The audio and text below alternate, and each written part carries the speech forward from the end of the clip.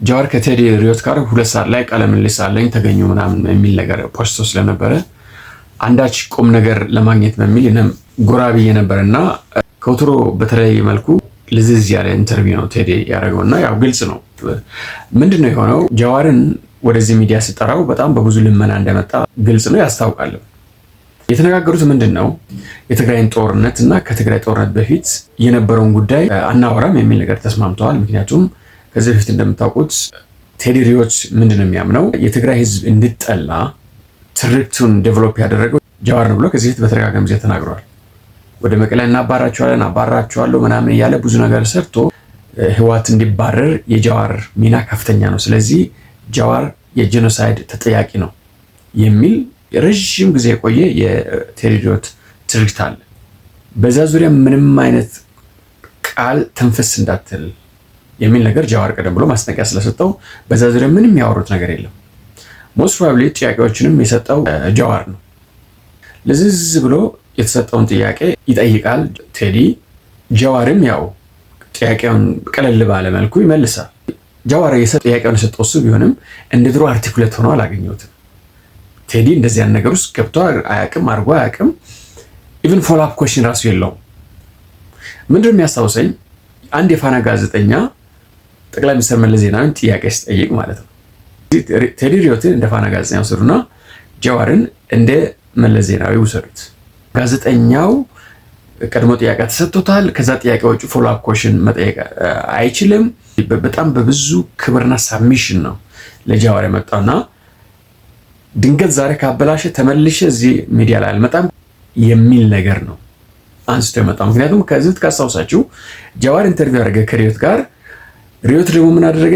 ዳዊት አውራምባ ጋር ሄዶ ከጃዋር ጋር ያደረግነውን ቃለ መጠይቅ እዚህ መጥቼ ነው የምተቸው ብሎ እዛ ጃዋርን ሲረግጠው ነበርና ይህን ሁሉ በውስጣቸው ያለው ነገር ሶልቭ አድርጎ ነው የመጡት። ቴዲ ሪዮት ሚዲያን ከጀመረ ጀምሮ እንደዚህ አይነት ፍዝዝ ያለ እንቅልፍ የሚያመጣ ኢንተርቪው አድርጎ የሚያውቅ አይመስለኝም። ይህን ካልኩ ኋላ ብዙም ቁም ነገር አልተነሳበትም እንዳልኳችሁ። ለምሳሌ ጃዋር የሚያነሳው ጠቅላይ ሚኒስትር አብይ አሁን ጫና ስለበዛበት የአሰብን ጉዳይ ጋብ አድርጎታል የሚል ነገር ሲያነሳ በጣም ነው የደነገጥኩት።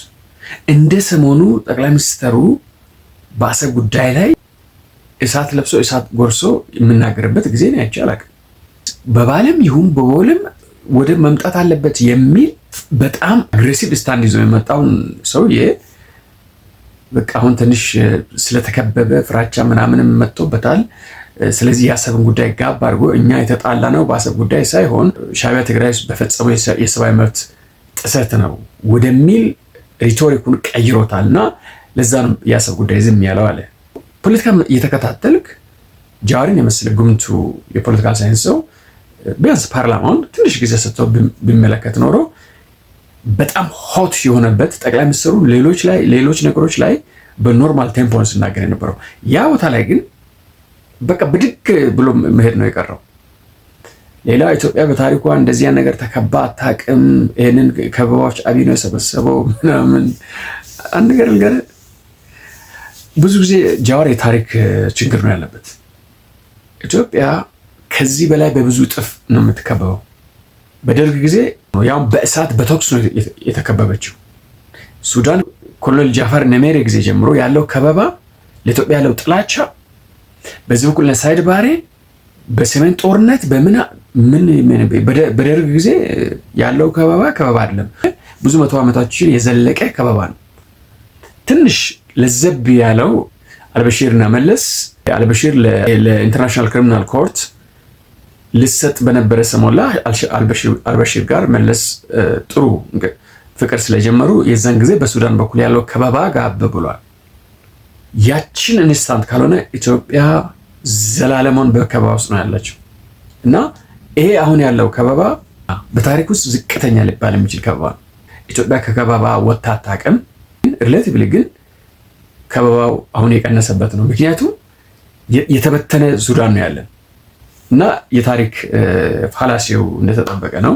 በተረፈ ከገዱ ጋር ልንመጣ ነው የተነጋገርን ነው ብለዋል። እንግዲህ ነው አዲስ አበባ እንጠብቃቸዋለን። እኛ ደቡቦች ያው መቼስ የሚመጣው መንግስት ሁሉ መቀበል ነው ስራችንና እኔ ደቡቤ ያው ከመጣ አንተንም እቀበላለሁ። ምን አደርጋለሁ? እኛ ጆከር ነን። ምንም አንተም በመጣ አንድ ደነዛ አምጥተህ ደቡብ ላይ ትሾማለህ። ከዛ በኋላ ጠምደህ ታርሰናለህ። ይህ የሁሉም እያደግም ህወሓትም ብልጽግና የሚያደርገው ደሴም ፕራክቲስ ነው። እኛ ደቡብ ላይ ማናችሁም ብትመጡም ብትሄዱም ለውጥ የለም። ግን አንተና ገዱ ተባብራችሁ አዲስ አበባ እንደምትመጡ ማወቂያ ደስ ብሎኛል። ዳትስ ቬሪ ኢንትረስቲንግ።